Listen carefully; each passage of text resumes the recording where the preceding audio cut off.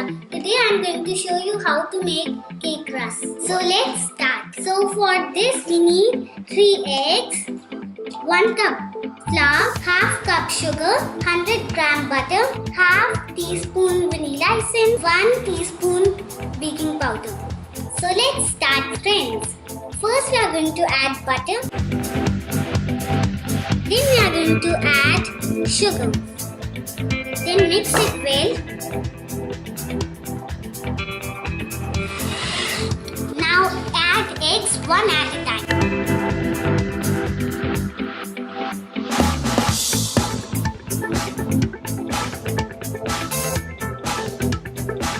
Now we are going to add flour and baking powder.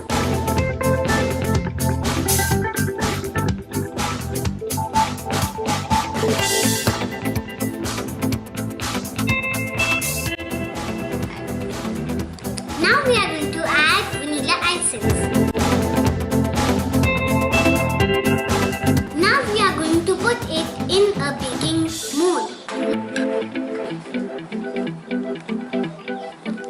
Heat oven at 250 degrees and bake for 35 to 40 minutes. Friends, now the cake is ready.